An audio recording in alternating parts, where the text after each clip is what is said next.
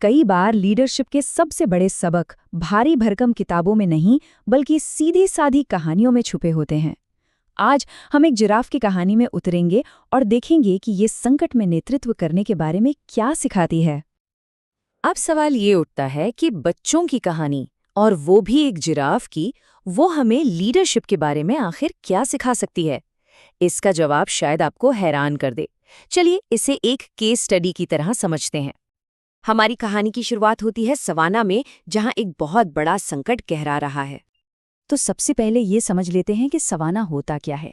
जैसा कि कहानी में बताया गया है, ये एक ऐसा खुला मैदान है जहां दूर दूर तक घास फैली होती है और बीच बीच में कुछ पेड़ होते हैं। आप इसे एक तरह का ग्रासलैंड समझ सकते हैं। और यहीं से मुश्किल की शुरुआत होती है। सोचिए, महीनों से बारिश की एक बूंद नहीं पड़ी। सवाना की जो हरी भरी घास थी वो अब पूरी तरह सूख चुकी है, बेजान हो गई है। ये सिर्फ एक छोटी मोटी दिक्कत नहीं है, बल्कि वहां रहने वाले सभी जानवरों के लिए एक बहुत बड़ा खतरा बन गया है। और इसी मुश्किल भरे माहौल के बीच कहानी की हमारी हीरो जिंजर जिराफ एक बहुत ही यूनिक पोजीशन में है। उसकी लंबी गर्दन की वजह से जहां बाकी सब जानवर खाने के लिए तरस रहे हैं, वहीं जिंजर के लिए पेड़ों की ऊंची टहनियों पर ताजी पत्तियों की कोई कमी नहीं है। मतलब वो बिल्कुल सेफ है। लेकिन ये संकट जिंजर का ध्यान अपनी ओर तब खींचता है जब उसका दोस्त मिकी बंदर भूख से चक्कर खाकर गिर पड़ता है। और बस यही वो पल था जिसने सब कुछ बदल दिया। जिंजर को पहली बार एहसास हुआ कि ये प्रॉब्लम कितनी सीरियस है। और यहीं पर हमें लीडरशिप का पहला गुण देखने को मिलता है। जिंजर का पहला रिएक्शन खुद को बचाने का नहीं, बल्कि हमदर्दी दिखाने का था। वो फौरन अपना खाना मिकी के साथ शेयर करती है। ये सिर्फ दया नहीं है, ये एक सच्चे लीडर की पहचान है, जो अपने आराम से पहले अपनी टीम की भलाई के बारे में सोचता है। लेकिन देखिए, किसी एक की मदद करना एक बात है और पूरे समाज को बचाना बिल्कुल दूसरी। हमदर्दी दिखाना तो पहला कदम था, पर अब जरूरत थी एक स्ट्रेटेजिक प्लान की। तो जिंजर और मिकी ने वही किया जो अच्छे लीडर्स करते हैं। वो प्रॉब्लम पर सिर्फ रिएक्ट करने के बजाय एक स्ट्रैटेजी बनाने की तरफ बढ़े। सबसे पहले तो उन्होंने ये समझा कि ये मसला सिर्फ मिकी का नहीं बल्कि बहुत बड़ा है। और फिर उन्होंने फैसला किया कि किसी एक्सपर्ट से सलाह ली जाए, क्योंकि देखिए, बेस्ट लीडर्स भी ये जानते हैं कि उनके पास हर सवाल का जवाब नहीं होता। और लियो ने क्या सलाह दी? एक लंबा और मुश्किल सफर। उसका सुझाव था कि सारे जानवरों को जंगल की तरफ निकल जाना चाहिए, जहां खाने पीने की चीजें मिलने की उम्मीद ज्यादा है। ये कोई आसान रास्ता नहीं था, बल्कि एक बहुत बड़ा और मुश्किल फैसला था। और यहीं आता है वो मोमेंट, वो निर्णायक पल, जहां एक असली लीडर सामने आता है। जब सलाह मिल जाए तो फिर किसी को तो जिम्मेदारी उठानी पड़ती है, सबको रास्ता दिखाना पड़ता है। और यहीं पर लीडरशिप का असली टेस्ट होता है। जिंजर को तो कोई खतरा था ही नहीं, उसके पास तो ऊंचे पेड़ों पर ढेर सारा खाना था। तो मदद करने का जो उसका फैसला था, वो पूरी तरह से निस्वार्थ था। असली लीडरशिप तो वहीं से शुरू होती है जब कोई खुद सेफ होते हुए भी दूसरों की मदद के लिए आगे आए।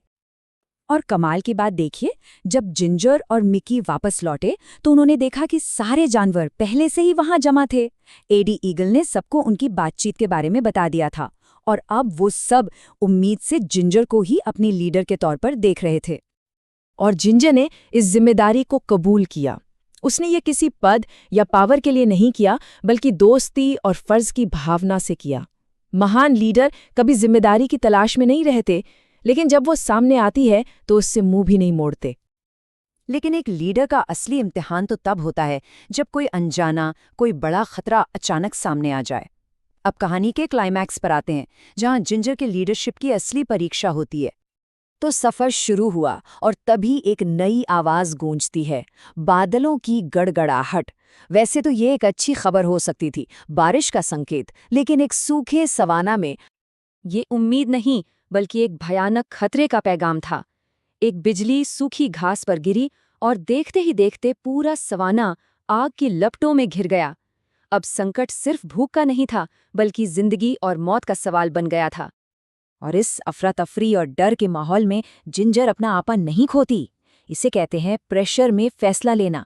वो घबराती नहीं है, बल्कि फौरन अपने ग्रुप को एक साफ डायरेक्शन देती है, उन्हें सुरक्षित रास्ते की तरफ इशारा करती है।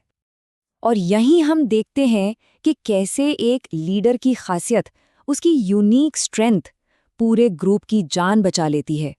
उसकी ऊंचाई, जो पहले सिर्फ खाना हासिल करने का एक फायदा थी, अब सबकी जिंदगी बचाने का सबसे जरूरी टूल बन गई। वो उस रास्ते को देख पा रही थी जिसे कोई और नहीं देख सकता था। तो जब ये संकट टल गया, इस पूरी कहानी से हमें सीखने को क्या मिला? चलिए इन लेसन्स को एक एक करके समझते हैं। जल्द ही वो बारिश भी आ गई जिसका सबको बेसब्री से इंतजार था। बारिश ने आग बुझा दी और सवाना को फिर से जिंदा करने का वादा किया। अब जंगल तक जाने के उस लंबे सफर की कोई जरूरत नहीं थी। तो जिंजर की इस कहानी से लीडरशिप के 4 बहुत ही अहम सबक निकलकर आते हैं। पहला, सहानुभूति, यानी जो आपके पास है उसे शेयर करना, ठीक वैसे ही जैसे जिंजर ने मिकी के लिए किया। दूसरा, पहल, हालात के सुधरने का इंतजार न करना बल्कि लियो जैसे एक्सपर्ट से जाकर सलाह लेना। तीसरा, जिम्मेदारी, तब भी आगे आना जब आप खुद सुरक्षित हों। और चौथा और सबसे जरूरी, अपनी यूनिक स्ट्रेंथ का इस्तेमाल करना, अपनी ऊंचाई का इस्तेमाल करके वो रास्ता देखना जो किसी और को नजर नहीं आ रहा था। और ये कहानी हमें एक बहुत ही गहरे सवाल पर छोड़ जाती है। जिंजर की ही तरह हम सबके पास अपना एक अलग नजरिया, एक खास टैलेंट होता है, हमारा अपना ऊंचा पेड़। तो सवाल ये है कि हम अपने उस नजरिए का इस्तेमाल अपने आसपास के लोगों की मदद के लिए कैसे कर सकते हैं।